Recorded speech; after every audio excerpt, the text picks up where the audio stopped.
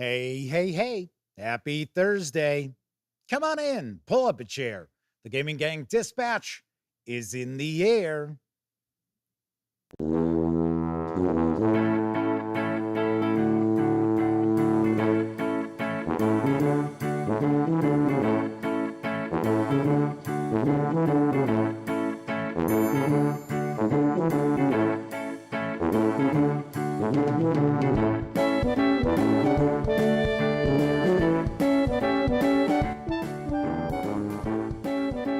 Howdy, gang, and welcome once again to the Duct Tape Studios. I'm Jeff McAleer, your host, here at the Gaming Gang Dispatch, brought to you by, shockingly enough, thegaminggang.com, of which I happen to be the founder and editor-in-chief. So welcome aboard, everyone. Tonight is Thursday, August 7th, 2025. This is live stream 1220. If you're not overly familiar with the show, let me point out, super casual around here. Just hanging out, having fun, talking about the latest in tabletop gaming news. And then a lot of times we'll take a first look at a game. Maybe I'll unbox a board game or page through a role-playing game book, which is what we'll be doing tonight. On occasion, we might tackle a topic or just chew the fat with folks in chat.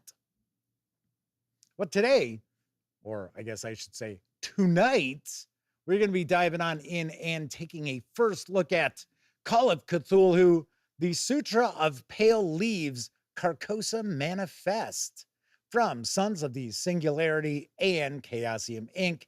This is the conclusion to the Sutra of Pale Leaves adventure campaign, which takes place in 1980s Japan. So I have shared a review of the first chapter. Tonight, we're going to dive on in and just take a first look at the finale. And of course, when you're not watching videos on the Gaming Gang channel, be sure to visit thegaminggang.com for the latest in tabletop gaming news, reviews, and a whole lot more you are not going to find here on YouTube. You know the drill. Get your geek on at thegaminggang.com. Then, of course, because this is a live stream, that means there is chat available. Now, of course, you must be a subscriber to the channel for at least an hour before you can take part in chat. But if you check off that box and you want to say howdy, maybe get a question, a comment, by all means, chime in. I will do my very best to respond.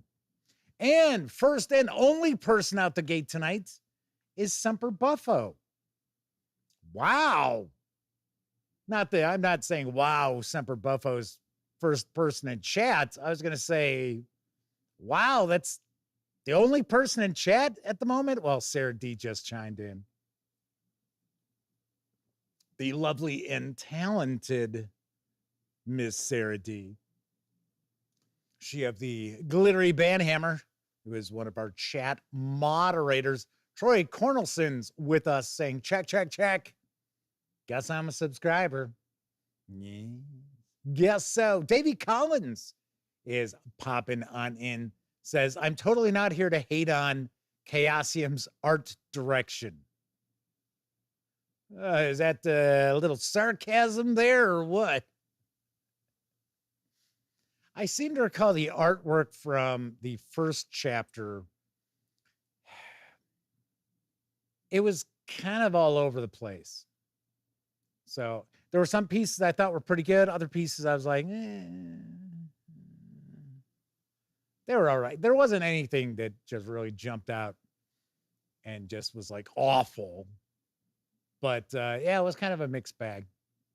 So there is that, of course. Anyway, so like I said, super casual. We are certainly not engaged in anything like rocket surgery by any stretch of the imagination. So let's get things rocking and rolling, because we're going to jump on in and tackle tonight's news. Currently up on Kickstarter for Tab Creations is the second edition of Shadows Over Saul, and I've got the scoop. A future of hard science fiction and horror. 200 years from now, what should be the shining beacon of the future is instead cloaked in conspiracy and horror. Humankind has expanded throughout the solar system, and there it has discovered mysteries older than humanity. The culture is shattered into myriad subcultures. Nation states are the hollow shells of what they once were. Corporations and other groups wage small scale wars in the streets or in space. Bioengineered horrors left over from these conflicts stalk the halls of ruined stations and abandoned colonies. But for an enterprising team willing to brave the horrors, there's always a profit to be made. Shadows over Sol combines the mystique of science fiction with the intensity and danger of the horror genre. The core system, Saga Machine, has been in use for over a decade, including publication in other role-playing games like Age of Ambition, Against the Dark Yogi, and Dime Adventures. In fact, the company has 4.9 out of 5 stars on DriveThruRPG. I think that might be the first edition of Shadows over Sol. Gameplay highlights include campaign options specifically designed to adapt to different levels of horror. Easily dial your game down to survival horror or up to action horror. An engineering system for inventing or improving upon existing technology. A hacking system designed to engage all members of the party. A high-stakes stress and panic system where stress grants increased focus until it consumes you. A violence system designed for tense and deadly confrontations, as well as a wide selection of gear and bioengineered monstrosities to terrify your players. There is a short Kickstarter video, so let's give it a peek.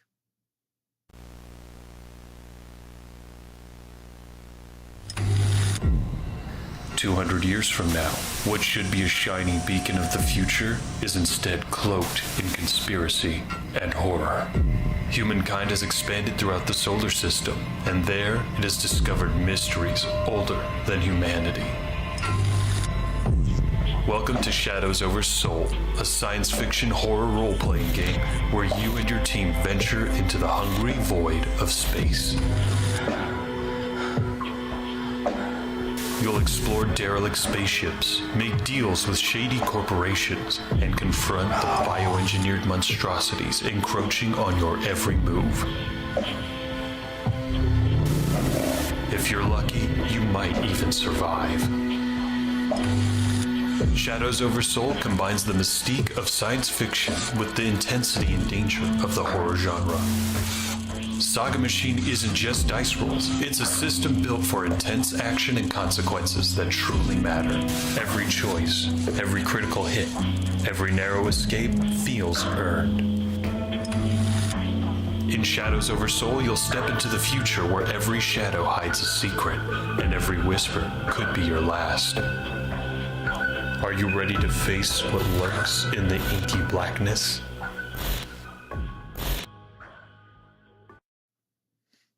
The Kickstarter project for the second edition of Shadows over Sol is fully funded. You can reserve a copy of the hardcover rulebook with PDF for a $50 pledge. If you want to just grab the PDF, you can do so for a $25 pledge. There are some other pledge levels with more goodies out there, but I'm giving you the base pledges. Now, you can pledge through September 4th. Expected delivery of the digital items is this December, and the hardcover is to follow in February of 2026. So fairly quick turnaround on this. Good to hear. Speaking of hearing, I've always heard good things about Shadows over Sol. I've never had an opportunity to take a peek at it, so I would be curious. So we've got quite a few folks popping out into chat. Kathy Evans is with us, as is Walona's Cave. DB is here. W Forge, Daryl Erritz, Kevin R. Smith. We got a $1.99 super chat from Walona's Cave. And I think I said hello to everybody. I do believe. Walona's Cave said they really enjoyed the Cubicle 7 interview. Thank you. I got to say, and I'm not necessarily tooting my horn here, I think I'm pretty good at interviewing people. I try to know some things about the company. If I don't know, if I'm interviewing somebody for the first time, try to have an idea of what their games are and stuff like that. But I think I steer interviews pretty well too. Then again, I don't know. Some of you out there might think I absolutely suck at interviewing people, but I'm just saying. I'm just saying. People usually enjoy our interviews. Like my subject of the interview usually tells me, hey, you know what? That was a really good interview. That was fun. And then I write them a check and it's all good. Daryl Arrett says, horror, the most difficult genre to do well. I don't know. I don't know about that. I think horror role-playing games have a lot more to do with your game master than the actual game rules, mechanics, and so forth. Of course, if you're running adventures that are published, that goes a long way towards determining if it's spooky or scary or neither.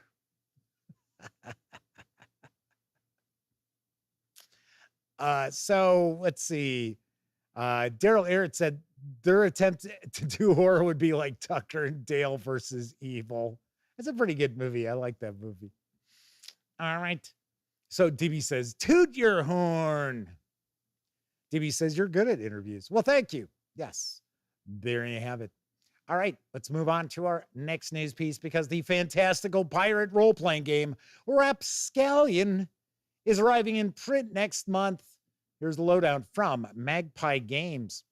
The Great Sea awaits. Rapscallion is a role-playing game that plunges you and your friends into the waters of the Great Sea, churning with danger and wonder. The call of treasures unknown is too great for you and your crew of misfits to ignore.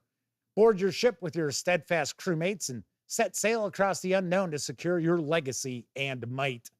In Rapscallion, you might duel atop heaving ship decks, commit dark deeds to protect those you care about most, but you cannot escape the vices that haunt you along the way.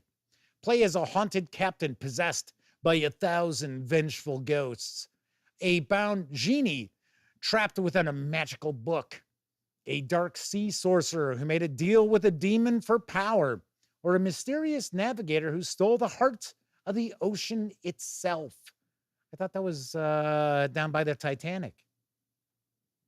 You've only got your ship and your crew to rely on in this world of 1,000 enemies. Can your stories match the strangeness of the Great Sea herself? Easy to follow rules for all manner of swashbuckling adventure and tools for creating your own version of the Great Sea. It includes 9 unique character playbooks and 3 unique ship playbooks to create your roguish crew of pirates. Exciting troubles and vices that compel you to follow the story to dramatic plot lines shrouded in mystery, secrets, and most importantly, adventure. Detailed information on how to run Rapscallion, from narrating ship combats to colliding with the demands of other seafaring factions along the way, the law, the free, and the weird. Weigh anchor and make way in the name of freedom, family, adventure, and most importantly, treasure. The 288-page hardcover will carry an MSRP of $39.99 when it pulls into port on September 3rd. Right now, you can grab the PDF over at DriveThruRPG for $24.99.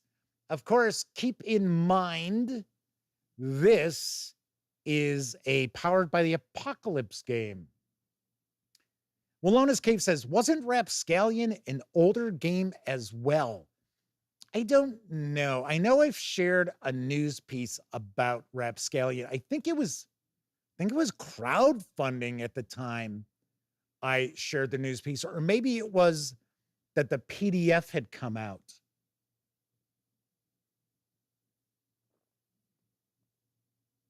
I don't know. Maybe there's a game called Rapscallions, plural. I don't know. Laconic Lane is with us tonight. Kevin King is popping on in. It's been a little while since we saw Kevin. Welcome back. W. Ford says, Alien, Dark Space, Mothership, Death in Space, Pressure, Those Dark Places, Hostile, all are horror science fiction RPGs. It is a pretty crowded space. It is. And some of those role-playing games pull things off better than others, I will say. There are a couple there that, well, 3 actually, that I'm not overly familiar with. Those Dark Places, for one. But Alien does its thing. Mothership does its thing. I think, really, Mothership, I think it's, in my opinion, it's probably the top science fiction horror role-playing game. Easy to pick up, easy to play. Maybe not necessarily the easiest to game master, because I say it all the time. I don't think players and game masters out there really grasp the fact that when you fail at a role, it doesn't necessarily mean you failed at what you tried to do. No. So DB says they want to write a game, Rampellion Female Pirates, $1 million idea.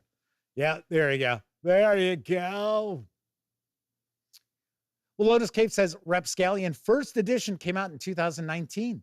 There you go. Davey Collins points out Mothership is definitely the best supported. Kevin R. Smith says they like Mothership, though. They've only played it once, never run it. I have played it once myself, and like Kevin, I have not run it. But I do like it. I think the box set was very, very well presented, very nicely put together, too.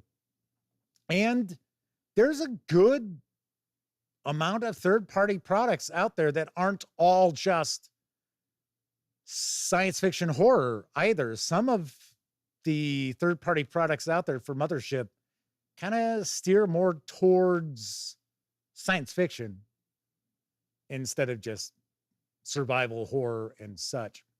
All right, on to our next news piece. November will see the release of Dungeons & Dragons Forgotten Realms Adventures in Faerun. And here's the details from Wizards of the Coast. Step into a world of perilous quests, unforgettable villains, and endless adventure. Whether you're guiding a party through the streets of Baldur's Gate or the frost-covered wilds of Icewind Dale, this book brings the realms to life with fast, flexible adventures and offers expansive lore for deep world building. Over 50 ready-to-run adventures for levels 1 through 15, 5 detailed setting gazetteers that help you run survival horror in Icewind Dale, urban fantasy in Baldur's Gate, and more. There are 37 monsters and villains, including the Drow of Lolth, 12 magic items for your players to discover, regional bastion options to build strongholds, the Lost Library of Lethchantos starter adventure for characters levels 1 through 3, customizable for any included settings. Over 50 quick play maps with tokens, fog of war, and stickers for D&D Beyond maps. There's also the Atlas of Faerun, a digital map of the continent available in the compendium and D&D Beyond maps. And if you are ordering this from D&D Beyond, you get the Delabad Oasis animated map for D&D Beyond maps. Dungeons & Dragons Forgotten Realms Adventures in Faerun lands November 11th. The physical book is going to carry an MSRP of $49.99. You'll score the digital release for $39.99. If you want to get the bundle together, it is $79.99. So let's talk. Okay, first of all, I'm sure there will be a handful of people out there who will think, oh, Jeff Sharon, a Dungeons & Dragons news piece, he's selling out. Just like when I reviewed the new edition of Dungeons & Dragons, when I reviewed the 3 core books, people were like, Jeff's selling out. He sold out. No, I have not. I will point out, I sent an email to the contact for the new marketing company that Wizards of the Coast is using. And I said, hey, I'd like to get back on board because I know my audience would like to hear about the new D&D stuff. And people out there want to see reviews from reviewers who are not going to blow smoke up to people's asses. And yes, D&D stuff brings in viewers. It brings in views. It brings in, new subscribers, stuff like that. But I tain't selling out because let's talk about this. First of all, this was discussed at the Dungeons and Dragons press event on the Wednesday before Gen Con. Elliot and I went to that. And it's kind of funny. They had a new group of people there. I didn't recognize anybody. I did not recognize any of their credentials, anything like that. They're the person who's now in charge of Wizards of the Coast used to be with Blizzard, involved with WoW. Which, whatever. Yeah, that's fine. First thing I said to Elliot when they were pitching this, I said, those aren't adventures. Those are encounters. Or they are adventure nuggets or adventure hooks. And it was kind of interesting because one of the people they had up on stage, she was talking about how, Dungeon Masters, we don't have time to put adventures together and things like that. And these are perfect to just pick up and run for one of your 2-hour sessions.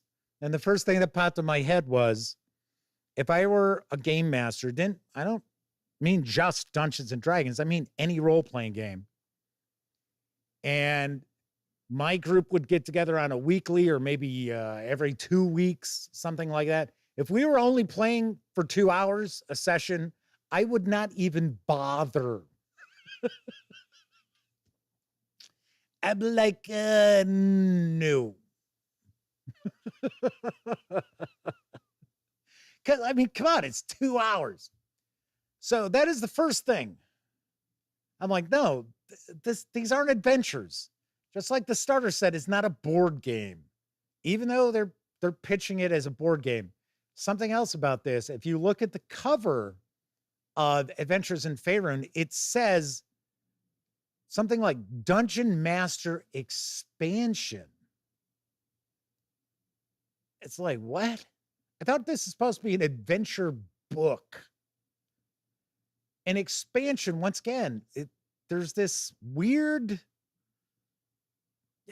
kind of like trying to kind of pitch Dungeons and Dragons as a board game now, and it is not a board game. It's very weird. So one of the things that I had said to Elliot at the D&D press event was that Wizards of the Coast doesn't know what they want to do with Dungeons and Dragons. It's obvious. Everything that they announced, it's sort of like, It's like, well, I don't know. Because there's a Heroes of Faerun book, and it's all, at least it sounds like it's all player-facing content.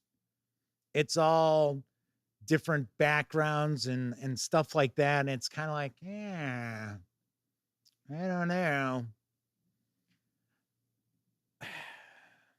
I'm clueless. So, but I got to be honest. I would like to take a look at the starter set. I want to see what they're doing. So, but yeah, I don't know. Like I said it yesterday. Well, actually, I think I said it on Tuesday when I did my Gen Con recap. The jury's out. The jury is out on Dungeons and Dragons, in my opinion, right now. Because for one, I had pointed this out, the new CEO or whatever position title they've given this gentleman, he thought we were like fans of D&D. It was like his team's presentation. He didn't realize that we were members of the press. And he spent a lot of time talking about how Wizards of the Coast and Dungeons and Dragons had lost the trust of gamers out there, and that they wanted to regain that trust. And yes, they knew it was, it was hard work to regain the trust, but they were going to do it, by God, but they didn't discuss how. It was just kept saying, yes, we're going to earn your trust again. We're going to get your trust back. Okay. All right. So anywho, so that is that. So yes, I wanted to share the news piece. Wanted to point out, we're going to see if we get an opportunity to look at D&D stuff going on from here on out. Who knows? Maybe, maybe not. But I will tell you this, I will continue to give you the same unvarnished reviews that you are used to. Somebody mentioned, so Greyhawk's back, but the first campaign book is Faerun. Yep. That's right. Kevin R. Smith points out that I used to cover Wizards of the Coast all the time before the falling out with the last PR team. Yes, that is very true. W. Forge asks if I took a look at Cthulhu by Torchlight for D&D. At this point, I think it's digital only. I don't believe it is out in print. I didn't see it at the Chaosium booth or exhibit area, I guess I should say. Yes, so Kevin R. Smith said the same thing. It would be hard since they're pretty sure it's only a D&D Beyond product right now. Kevin R. Smith also points out, if Wizards of the Coast could only find the middle ground between Curse of Strahd and Glorified Adventure Seeds. Right, there's absolutely nothing wrong with 10-page adventures, right? That's a good page count for a nice light adventure. Some, maybe even a little bit of a palate cleansing adventure for your campaign. Every adventure doesn't have to be 150 pages long. But then again, you can't have a one page and say, oh, this is an adventure, especially not for D&D. I could see if it was some, narrative game that, you don't even have dice or mechanics, maybe use a deck of cards with it or something. Yeah, okay. Maybe a page. Robert Santon's with us, as is Craig Mibriarty, says D&D has changed from the RPG to just another RPG. I would agree with you on that. I most certainly would. Let's move along to our next news piece, because there is a new Shadow Dark adventure which has arrived from Secret Door and Exalted Funeral. And I'm going to share what I know about Forest of Exile. A dreadful power has risen in the land of Faerie. Creatures of Faerie, threatened and driven mad by some unknown terror on the Twilight Plain, are seeking refuge in a ruined castle deep within the ancient Grimwood Forest. The characters must protect the nearby village of Vine Run, aid the Fae exiles, and seek out who or what has wreaked this chaos in Forest of Exile. It's an adventure for low-level characters written to be used with the Shadow Dark role-playing game system. Suitable for new and experienced GMs and players alike, this adventure will challenge the party with strange new monsters, treacherous terrain, and deceptive foes. Forest of Exile includes 9 new magic items, 18 new monsters, 2 hex maps, 3 location maps, and there's full-color art throughout. The 40-page softcover and PDF carries an MSRP of $20. You can grab just the PDF alone for $12. Of course, this is at Exalted Funeral. And yes, I do understand, according to my pal Andrew over at Exalted Funeral, there's a new package that's being put together to come my way. And I think this is in it. I shared that news piece about Hexen, the zine for Outcast Silver Raiders. I'm pretty sure that's in there too. Age of Adventure is joining us once again. So welcome. Moving right along, let's hit the final news piece, because landing in stores this September for good old Monte Cook Games is the Old Gods of Appalachia, Dig Your Own Grave. Here's the latest. Here, hold this shovel for me for a moment, won't you? And this lantern. It's nearly empty, but that's all right. We don't have to go far. Just a little wander through the dark woods into the heart of what it means to be human and alive, to be afraid and brave, to know the monsters and know thyself and wonder if they're one and the same. Who are you? Where did you come from? Who relies on you? And who can you rely on? Old Gods of Appalachia characters are rich and complex, and their ties to their world and each other are every bit as important as their skills and stats. Dig Your Own Grave helps you easily build and advance characters that you'll love and never forget. A unique choose your own background system helps you forge a backstory and motivations that will tie your character deeply to the setting.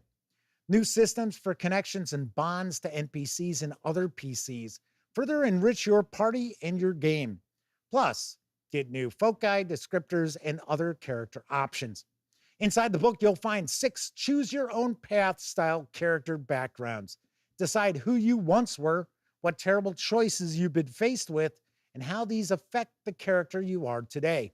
New non-player character connections, player character bonds, character arcs, and player intrusions to immerse you even further into the rich narrative and setting. New descriptors and foci. Become a disquieted protector who serves no master, a beloved sage who reads the leaves, or a plain-spoken explorer who whistles in the woods. Fantastic advice for playing horror RPGs and getting the most out of your experience in an alternate Appalachia. Dig Your Own Grave is a supplement for the Old Gods of Appalachia role-playing game, and it does require that core book in order to utilize. The 128-page hardcover carries an MSRP of $44.99. It is slated to arrive in stores on September 3rd. I do not have any word on the PDF just yet.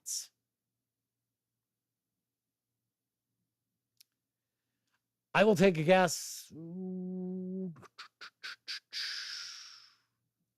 $24.99. Or no, maybe not. Maybe it'll be $18.99. Because Monte Cook Games usually, a lot of their PDFs will be a lot more than half the price of the finished book. So there's that. Davey Collins said they got one of the free copies of the Outcast Silver Raiders zine during the Exalted Funeral summer sale. It's pretty good. They hope support for that setting continues. Yeah, there was, I shared news about it.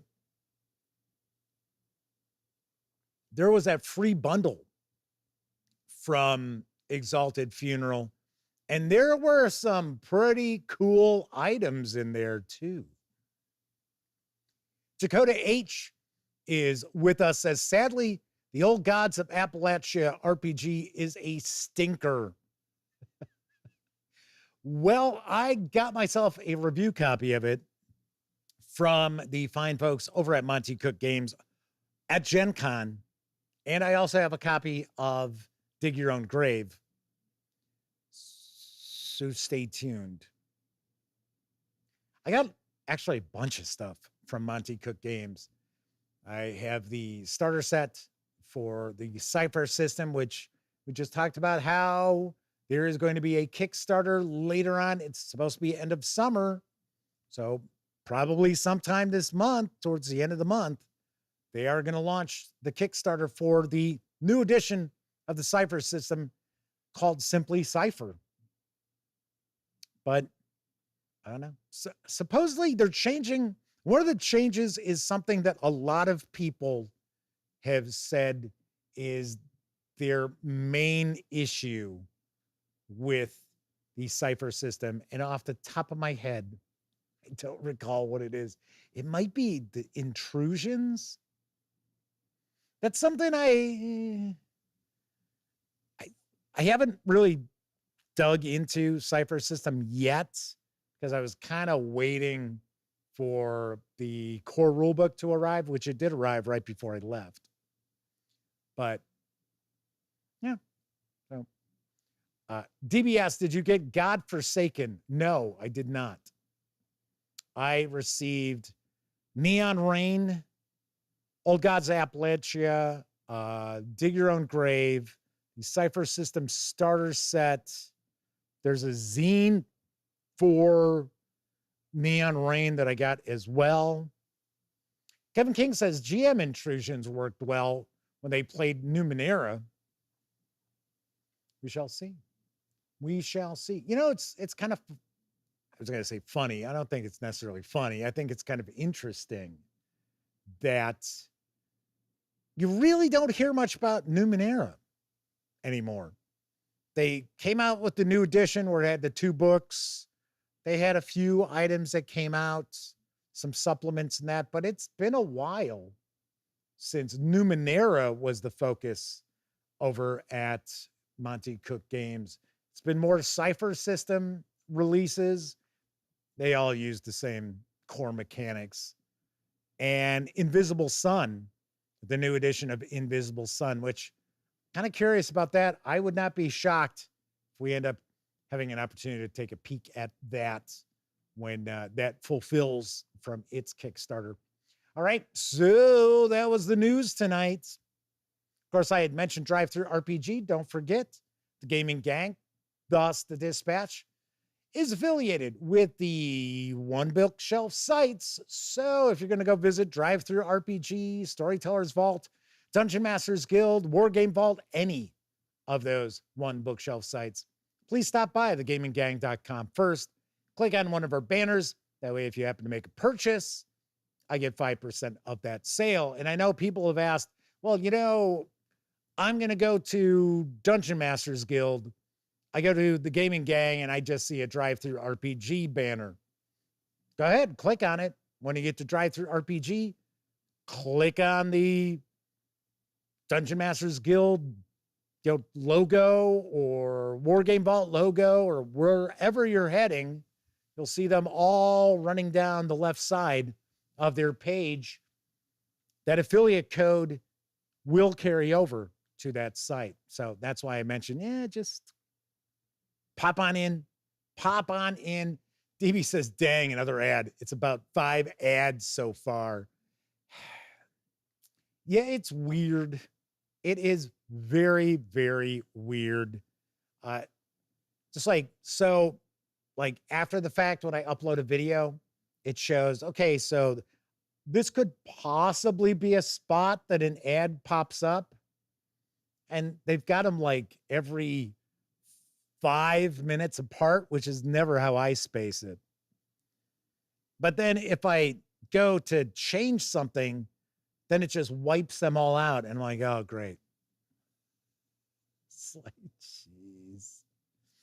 W. Ford says they seem to have abandoned their setting books for their genre books. Yeah, maybe. That might be the case. So if you like this video, if you like the video, if you dig the channel, if you find the Gaming Gang to be a valuable resource, hell, if you just like what we do, there are a few ways you can help support the Gaming Gang outlet. One, of course, I just mentioned, the One Bookshelf sites. But of course, you can also make a one-time donation by way of PayPal. Buy me a 2-liter bottle of soda.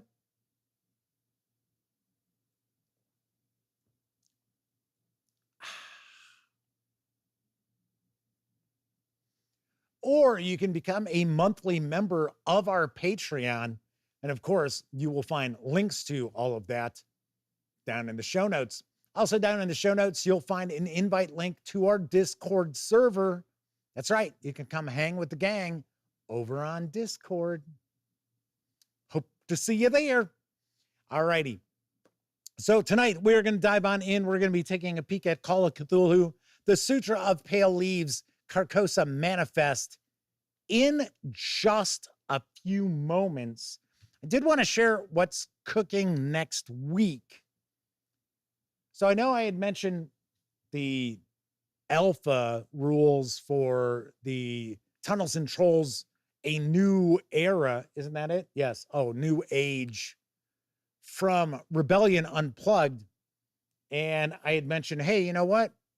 Maybe we'll actually page through this page by page. I think we're going to do that on Tuesday. There seems to be some interest in seeing what this new edition of Tunnels and Trolls might end up being like. Now, you want to keep in mind, these are alpha. So this is certainly not going to be the finished product. So I have heard mixed things about this. One person had commented that it's supposedly Rebellion Unplugged is looking to really streamline the Tunnels and Trolls experience, especially with the dice, especially when you get into like higher levels or rolling like 50 six-sided dice and stuff like that. So they're looking to try to clean that up. And then I have seen some comments, people saying that by trying to streamline the process, they're making the game clunkier. That wasn't the exact word used, but in essence, that's what they're saying. Kevin King asks, I wonder if Ken St. Andre is still involved. I think he is doing some advising, but that's about it. And I don't think Ken St. Andre has the final say. I think Ken St. Andre, who it was mentioned in chat on a previous show, is not doing too well health-wise, which is sorry to hear that. Hopefully, he's doing okay. I think his focus now is on Monsters. I think that essentially is it, because that utilizes the Tunnels and Trolls mechanics. So didn't know. So we're going to do that on Tuesday. Wednesday, we are going to take a look at Labyrinth Adventures. So yesterday we looked at the Labyrinth World book. So we will look at this. This is from my friends over at Cobalt Press. And then a week from today, yikes,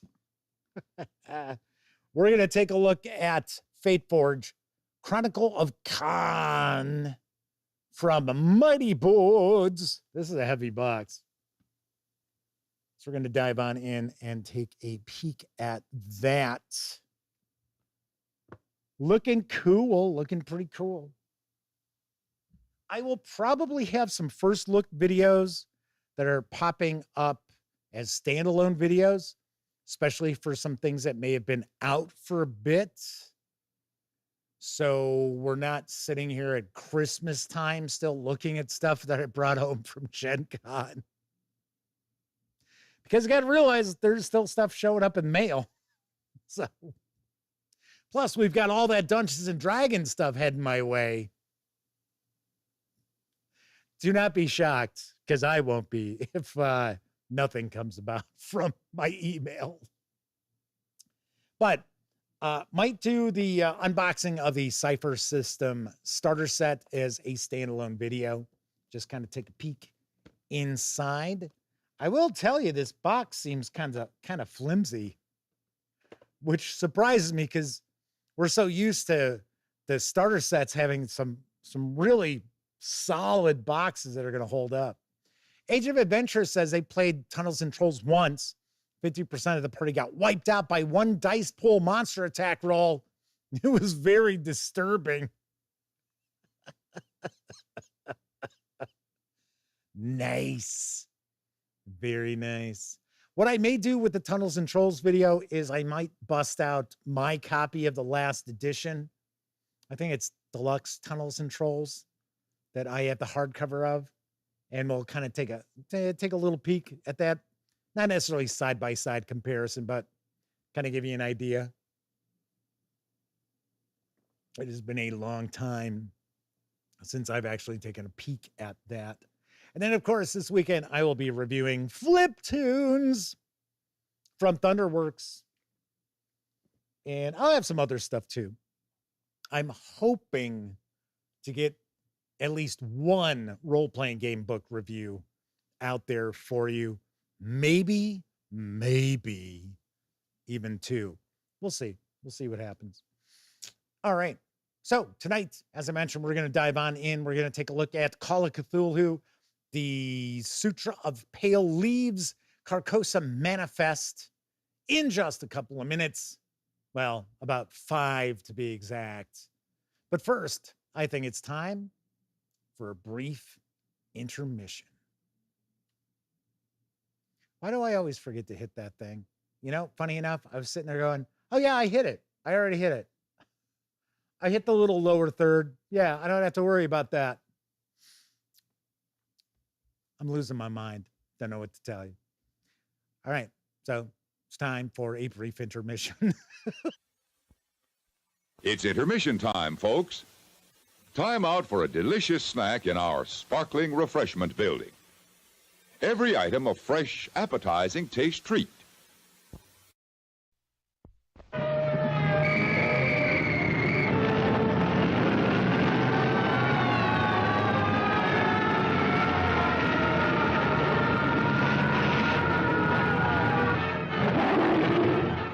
Here's the kind of movie you're waiting to see as John Ford and Miriam C. Cooper present Mighty Joe Young, whose sensational exploits will startle you, thrill you, electrify you with hair-raising excitement and suspense.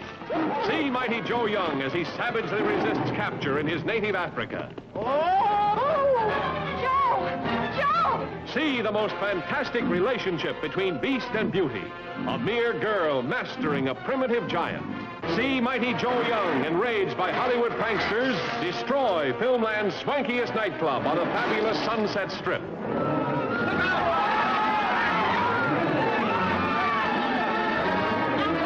Mighty Joe Young, the picture that's alive with the most sensational action thrills ever filmed. mightier than King Kong, Mighty Joe Young.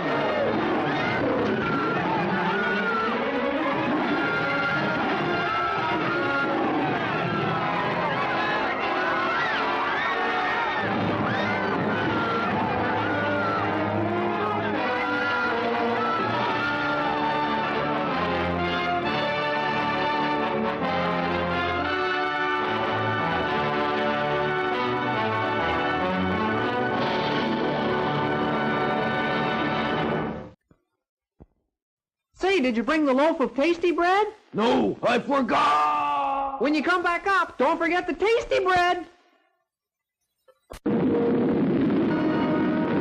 Ever since time began, man has been fascinated by the mystery of the moon. But over 60 years ago, writer H.G. Wells anticipated the shape of things to come with his fascinating adventure, First Men in the Moon. The story of the first men to bridge the 250,000 miles between heaven and earth.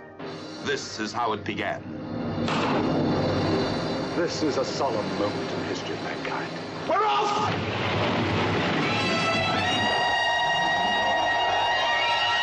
What's happening? Just as I predicted, shot into space with the speed of a bullet!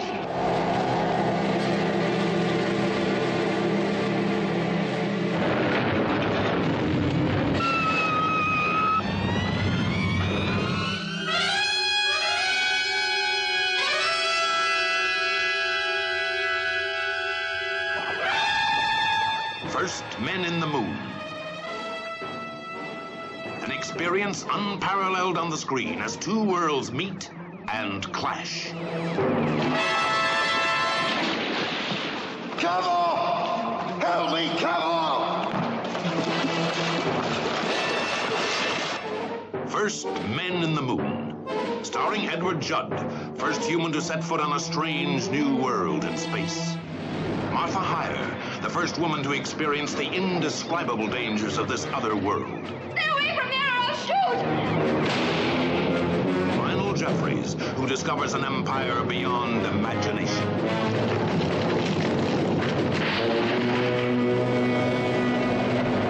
First Men in the Moon. Filmed in Dynamation. animation miracle of the screen captures the whole marvelous, miraculous story of man's first journey to the moon. Oh, it makes all other forms of power obsolete. That's why they're getting their power from sunlight. You will discover human ant-like creatures H.G. Wells called selenites. And giant gastropods. Cover, run! Fearsome moon monsters to be hunted and killed.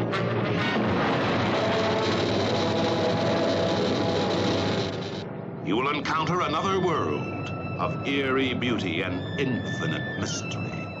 Soon others will be coming from Earth. Our galleries will be strewn with dead. I'm the only one who holds the secret of Cavorite. Then you and your secret will remain here on the moon. Cavor! Cavor, this is not an audience. You're on trial. No, Bedford! You're convicted!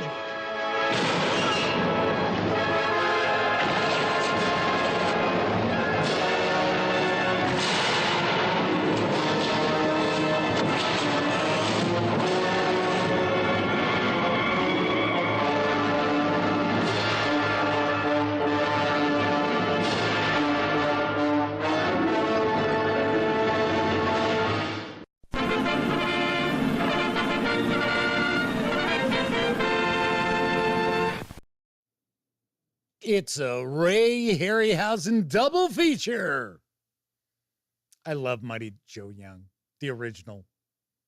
I remember as a kid, that was a movie. Remember I was talking about Attack of the Mushroom People? And it would show up all the time on our, well, now it's our Fox affiliate, but back at the time it was just a UHF channel, Channel 32, WFLD.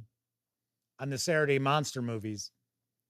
Mighty Joe Young used to show up on our ABC affiliate in the afternoons. They used to always do like a giant monster week. So they toss in a little bit of Godzilla. You might get a little Gorgo. And you almost always got Mighty Joe Young. And personally, I always thought that movie's got way more heart than King Kong.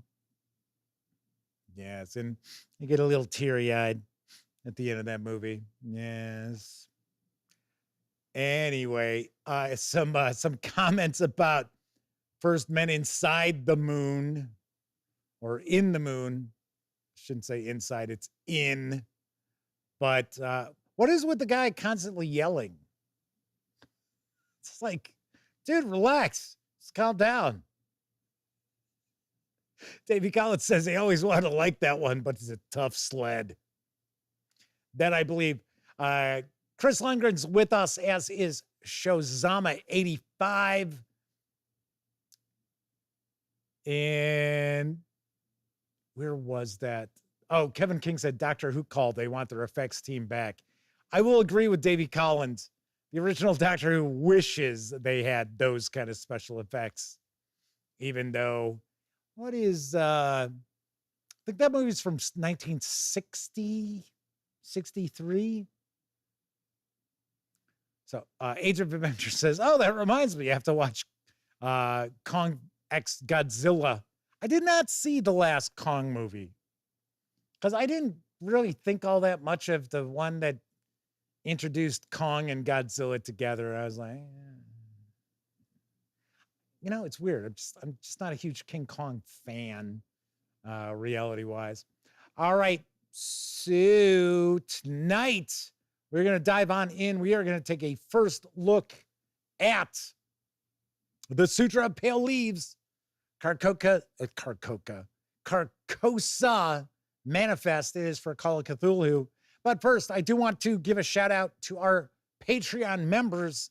So, thank you to Gustavo Cavalho, Jason Lawman, Caval, Kevin R. Smith, Sean O'Donnell, Talzek, Matt W., Dan Webb, Game Cat, Pete Stracklich, RPG Munch, Testy Trekkie, Tier 2 DM, Agile Monk, and The Madman. DB says Skull Island was good. Yeah, I liked that one, actually. I did like that. And I actually like the new Godzillas. They're all right. So, Call of Cthulhu, the Sutra of Pale Leaves Carcosa Manifest is from Sons of the Singularity and Chaosium Inc. This hardcover is slated to arrive in Q3. So I have been hearing that we are going to see this month. And I have also heard that it is not coming out until September. So I don't know. I cannot tell you. It is just a Q3 release. If you go over to Chaosium Inc.'s website, and no information. That's kind of how Chaosium Inc. has been lately. Sort of, they're not giving you like pre-ordered time or anything like that. It's just like, oh, okay, hey, this is coming soon. And then all of a sudden it's like, boom, it's out. And then they put it up on their website. It's like, oh, okay. Can't tell you. It does have an MSRP of $42.99. I will take a guess the PDF will probably be available over at DriveThruRPG for right around $21.99, because that is what the pricing was of the first chapter. And Tea House 10 says they picked up Sutra of Pale Leaves at Gen Con. Haven't had a chance to look at it. Excited to hear my take. Well, keep in mind, this is the first look. It's actually still got the shrink wrap on it. So, and I believe this might be a first-time visit in chat for Tea House 10. So welcome aboard. All right, let's get the shrink wrap off of this. And of course, my friends over at Chaosium Inc. were kind enough to provide me with this review copy.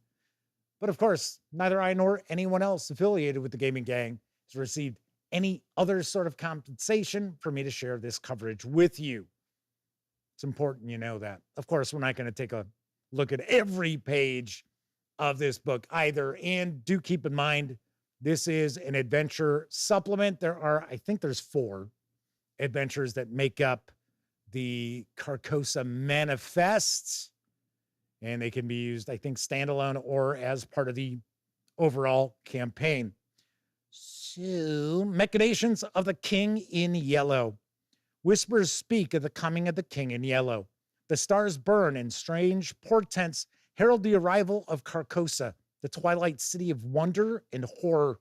A book like no other, the Sutra of Pale Leaves powers creativity while corrupting those it touches. Its reappearance in 1980s Japan means the insidious influence of the Prince of Pale Leaves draws ever closer. This features a new take on an infamous mythos entity, he who is not to be named, the King in Yellow. A guide to the Sutra of Pale Leaves and its insidious effects. 6 ready-to-play investigators, a range of NPC confidants. The Sutra of Pale Leaves Carcosa Manifest also contains 4 standalone scenarios that can also be played as a campaign or combined with the companion volume, the Sutra of Pale Leaves Twin Suns Rising, to form an extended experience. Then it's going to get into details about those scenarios, but I'm not going to read that because we're going to take a peek. Agile Monk has popped on into chat. Good to see you. I always find the King in Yellow to be pretty interesting because the King in Yellow is not necessarily evil. The King in Yellow wants to remake the world. Not necessarily an evil entity, but that new world is going to lead to madness. All right, first thing we're going to do, let's take a look at the credits page. A lot of folks worked very hard on this. So let's give credit where credit is due. Also important to keep in mind, the work on this adventure supplement is really the Sons of the Singularity. It is being published by Chaosium Inc. I'm sure they've tweaked things here and there, but for the most part, this is all done by Sons of the Singularity, who are pretty well known for their 2 previous releases. They were third-party releases for Call of Cthulhu, and they are Asian themed. So Kevin King's asking if anyone checked out the first volume of this campaign. I have reviewed it. I liked quite a bit of it. There was a mechanic in here I'm not too fond of, simply because I know my players would be pissed if I unleashed it on them as it's presented. But everybody else's mileage is going to vary. The overall premise, I do like quite a bit for this campaign. And of course, this is for mature audiences. It says so right on the back. So I guess I can't look at this because I'm pretty immature. Here's our introduction. And font looks kind of small. Oh, real quickly, I have to laugh because when I was talking with Rick Meintz over at the Chaosium Inc. exhibit area at Gen Con, we had finished up the interview, and I had mentioned to him, I said, what is it with the basic role-playing releases that the font is so small? I'm like, other books you guys have like normal size fonts, and then for the basic role-playing, it's like really little. And it's like, what are you talking about? He picks up a copy of it, and he's flipping through, and I'm telling you, the font looked fine. I was like, what am I cracking up? He picked up the quick start that they've got available, and he's showing me it. It's regular font. And I'm like, all right, something's up here. And he's like, yeah, this is a new print run. They had changed the font. I was like, aha. I'm like, good. All right. The Sutra of Pale Leaves takes place in Japan during the mid to late 1980s, the so-called bubble period, an area marked by excesses, obsessions, and rapid changes. It is a modular campaign consisting of the 4 scenarios in this volume, Carcosa Manifest, and the 3 scenarios in the companion volume, Twin Suns Rising. Each scenario can be played as a one-shot or as part of an ongoing campaign comprising scenarios from this book and optionally the companion volume. Each scenario has a different theme and focus, but all are tied to the same ever-present and constantly evolving threat. Keepers who desire to run the full campaign are advised to read the background in the companion volume, Twin Suns Rising.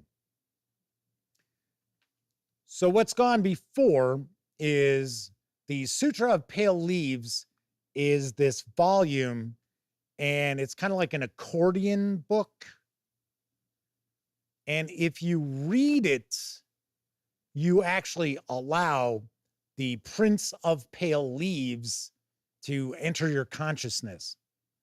And the more exposure you have to the Sutra of Pale Leaves, the bigger the influence the Prince of Pale Leaves has on you.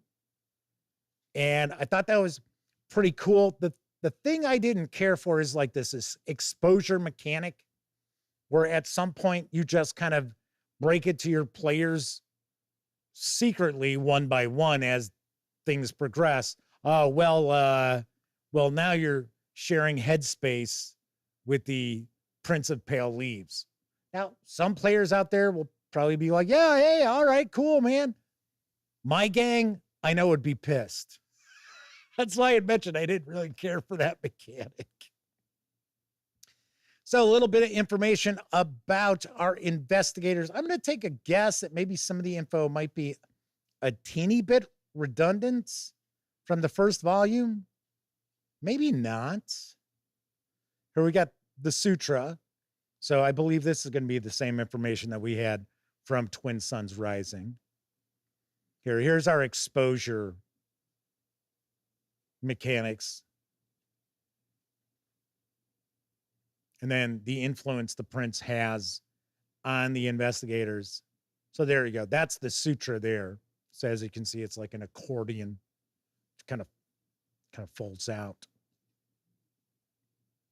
As far as the Japanese content in the first volume, I'm not very well versed with Japanese culture, but the Sons of the Singularity are all, they all live in the Pacific Rim area, I do believe.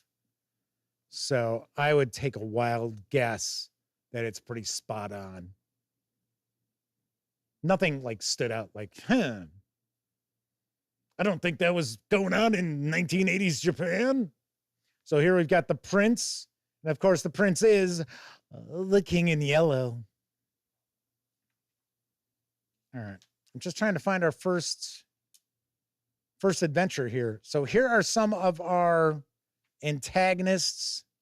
So something I thought was cool in the first volume, it looks like we get that again in this volume, is the player characters have confidants, almost along the lines of patrons, who they can kind of turn to in kind of a tight situation, things like that. They're also used to actually get players invested into the adventures too. All right, so we have the Bridge Maiden. Okay, remember, there are spoilers. So Dakota H says it's a Sutra manuscript. Captain Finity, Time Travel Police, is with us tonight. In this two-part scenario, the investigators attempt to uncover and stop the ultimate conspiracy of the Association of Pale Leaves. They were introduced in the first chapter. A concrete bridge is being built across Tokyo Bay, and the APL intends to use it to create a cross-dimensional link to Carcosa so that their prince may come to Earth. The way must be opened for the prince by the Bridge Maiden, who's both a weapon in the APL's hands and their weakest link. You are the weakest link.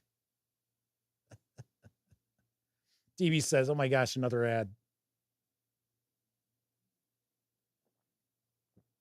It's actually me, DB. I'm just sitting here and I've got your account pulled up and it's like, yeah, time to give DB another ad. Click. No, I'm not doing that. I have no control over it. It's either I allow ads or there are no ads. There's no in between.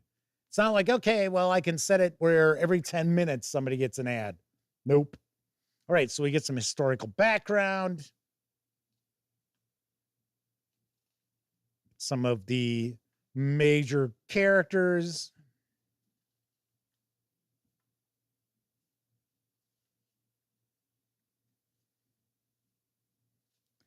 Another aspect of the first part to this campaign I really liked was the fact that this is epic.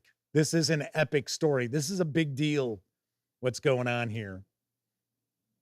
So we're talking about the fate of all of Japan and after that, really the world. So liked that quite a lot.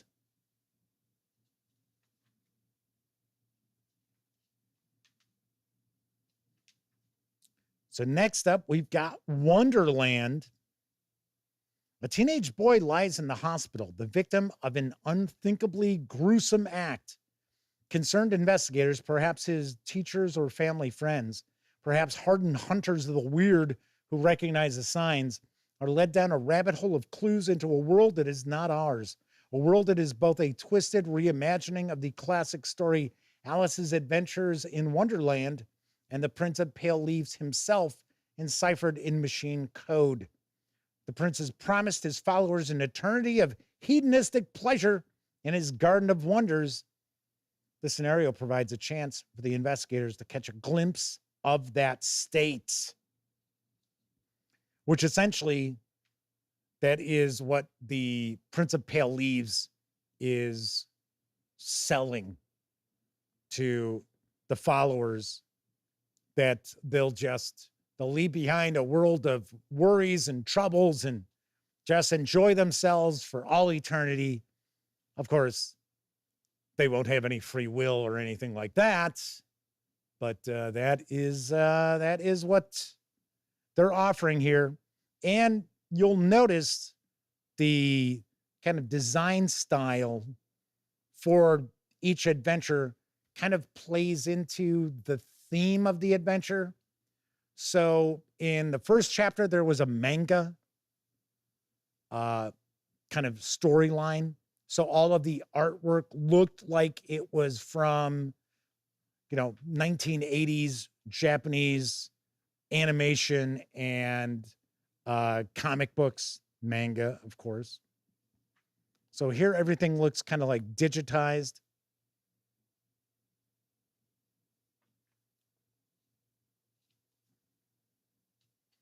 So we have lore sheets that we also give to the players. This is something that I find in other Sons of the Singularity releases where you hand players lore sheets and it's information that they already know, especially if they're playing characters that are from that culture.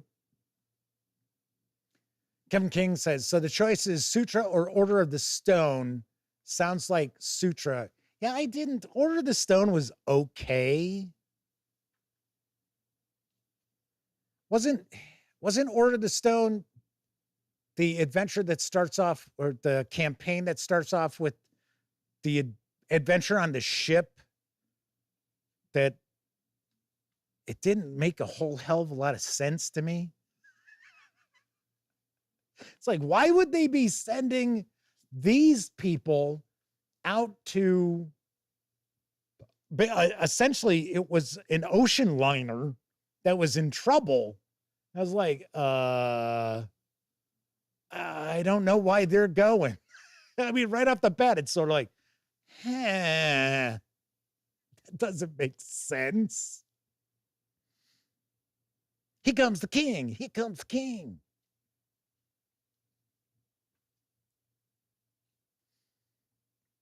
Okay, next adventure is The Bridge Maiden Part 2. Oh, I guess the APL is going to continue trying to get this bridge built.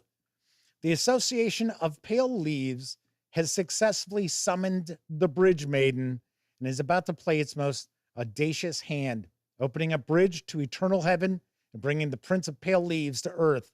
The investigators must look into the hidden truths of the past to save humanity's future and stop the prince from coming to Japan. Bum, bum, bum. I should also point out that these adventures don't take place like right on top of each other time-wise. So there is a really good opportunity, at least in the first chapter, of kind of introducing little adventures in between the chapters of the campaign. And there are some adventure hooks and such that are also included in the first book. So it looks like the Bridge of Light is where the ritual is going to take place. And then should we take a guess that the final adventure, Carcosa, is here in the Pacific, maybe next to Tokyo? Chapter 5, The Fixer. This scenario finds the investigators at their lowest ebb, living homeless on the streets of Tokyo and cast out by society for standing up to or just getting in the way of the powerful and corrupt. But they have a chance of redemption. A hand up from a fixer who aims to teach them how to rewrite history. They just need to do this one little job for him first. This unusual scenario takes place in the Prince of Pale Leaves universe, but it is not structured like the other scenarios. It is free form and sandbox in style, suiting experienced keepers who like improvisation and player groups who like storytelling games that spiral into surreal nightmare. I don't know. Hey, everybody. You guys want to play our favorite narrative game that's going to spiral into surreal nightmare? Yeah, that sounds good. I like when we do that. It just sounds kind of funny how it's presented.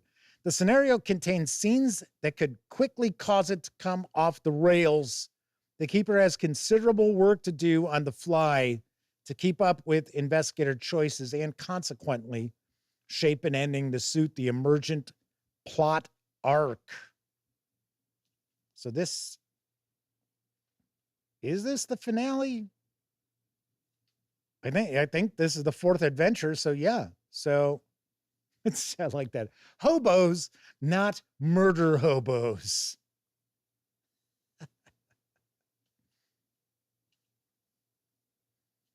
See, here's some more of those lore sheets that I had mentioned. So it appears that, well, I think the adventure takes place in Carcosa.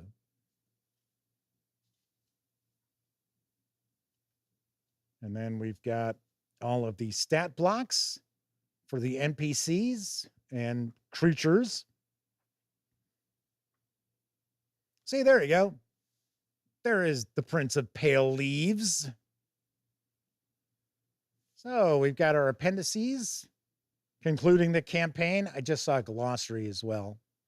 Got our biographies and our index. That artwork's from the first book. All right.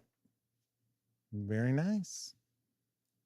As I mentioned before, this is not out in stores. If you were at Gen Con, you'd have been able to pick this up from the Chaosium Inc.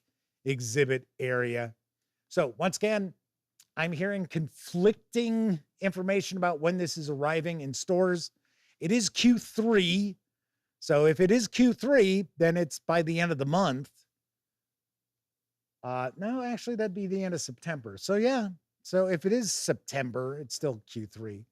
So I have heard sometime this month. I've also heard early September. So we shall find out. I will have a review of this out prior to that. And then, of course, we were taking a look at this already. Obviously enough, it's not out in stores. There is no longer any sort of embargo simply because it was already on sale at Gen Con. So no worries about that. Agile Monk says, so Captain Affinity says, rewrite history, you say. Agile Monk says, maybe after a few old-fashioned drinks. Tessie Trek says, that final chapter seems to be whiplash. Let's play OSR style Call of Cthulhu. Yeah, because the reality is now there are some sandbox Call of Cthulhu adventures. They are few and far between, but there are some. Most Call of Cthulhu adventures and campaigns tend to be pretty linear, or they might be made up. So, like, as an example, the Orient Express, right? The Horror on the Orient Express campaign. It's linear in a fashion, but you're also going out to find different pieces of something. So you can kind of approach that in whatever order you would like, but those adventures themselves are linear. So yeah, not too often that you see, actually in most horror role-playing games. And I say this from time to time, and I'm sure if you follow the gaming gang and you've seen me do any sort of video, we're talking about horror role-playing games or anything like that, I don't tend to find games which are collaborative between the game master and the players, and they're all kind of building the story together. I don't think they're scary. I don't think they ever, really have the desired effect. Whereas a plotted adventure, a published adventure, a designed adventure that a game master has put together, then yeah, those can be kind of spooky. Kevin R. Smith says, Horror on the Orient Express railroads you. Literally, you're on a train. Yes. Speaking of Horror on the Orient Express, the new edition that Chaosium came out with, I mean, it was good, but I was kind of surprised by their design philosophy on it, their presentation of it. I would have expected it to have been, wow, like when they redid Masks of Nyarlathotep. That was a pretty impressive 2-volume slipcase set. The other one, they really didn't update anything. So I don't know, but I mean, it's a cool campaign. It's not my favorite. It's not my favorite of the Call of Cthulhu campaigns that are out there. I think it's the Mountains of Madness one. I can't remember the title of it.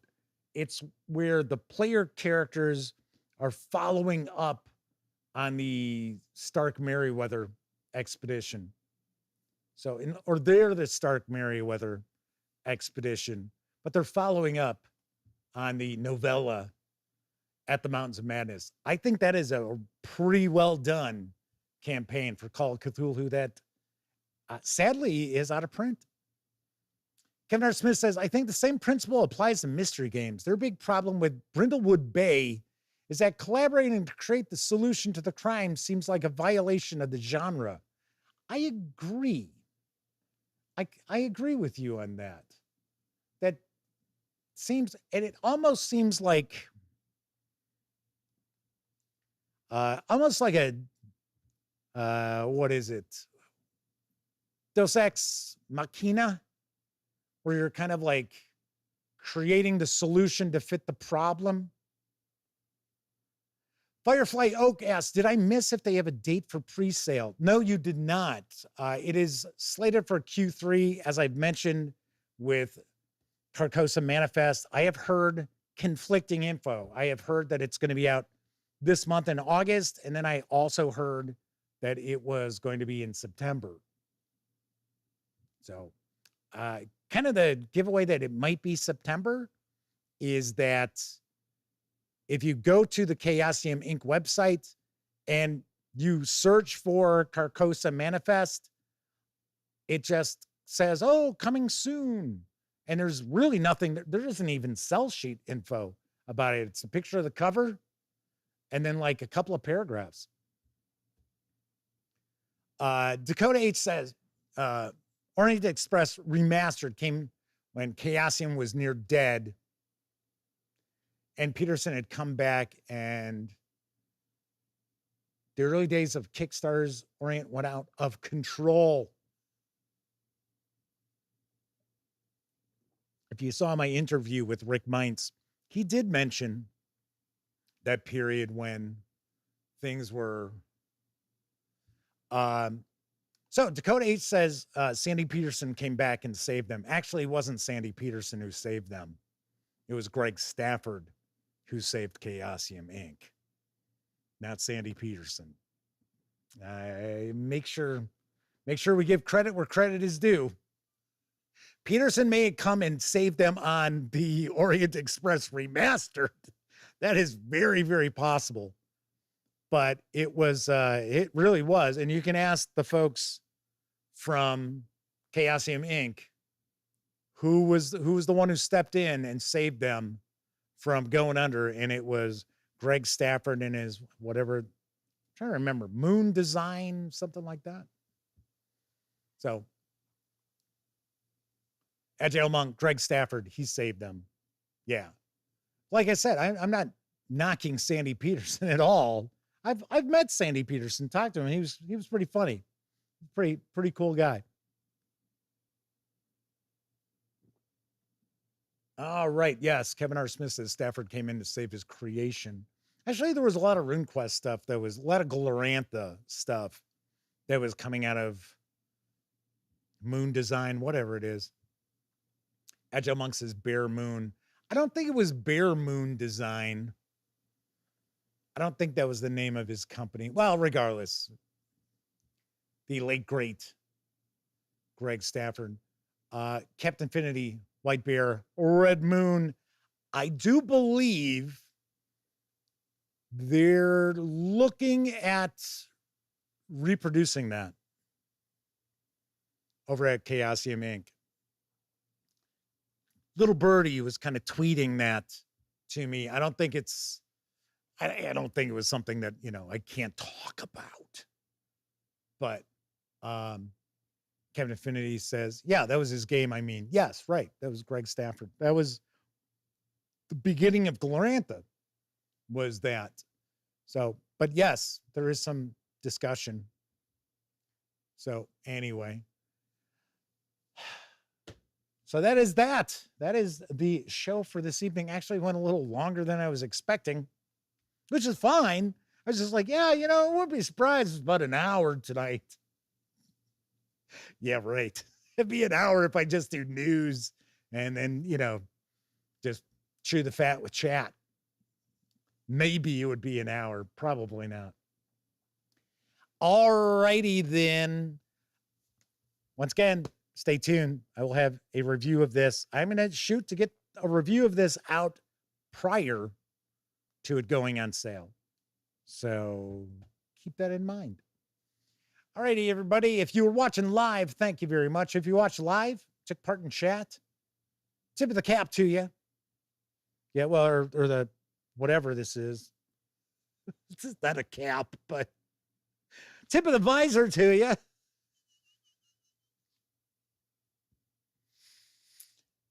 Because not only are you keeping me company, but you're keeping each other company while I'm going through the tabletop gaming news or unboxing a board game, flipping through a role-playing game book, what have you. So that is much appreciated. But of course, I know a lot of folks out there, you don't have an opportunity to watch live. Doesn't matter if you're watching live or on Memorex. Thank you for taking time out to watch any of the over 2,300 videos that are here on the channel. Yeah, can you believe it? Over 2,300 videos. Yikes. So if you like the video, by all means, please give it a quick thumbs up. Subscribe to the Gaming Gang channel if you haven't already. And if you do subscribe, don't forget, ring that bell. It'll not only, come on, ring that bell. There we go. So, hey, what the hell's going on? Change scenes. Damn it. Because ringing that bell will notify you not only of when the Gaming Gang Dispatch streams live Tuesday, Wednesday, and Thursday evenings right here on YouTube.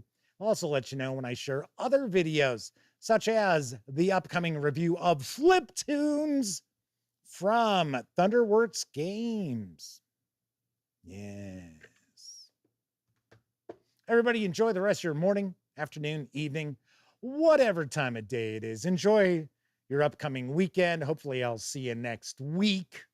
Once again, I'm Jeff McAleer, and as always, I certainly hope each and every one of you gets to enjoy plenty of great gaming with your gang.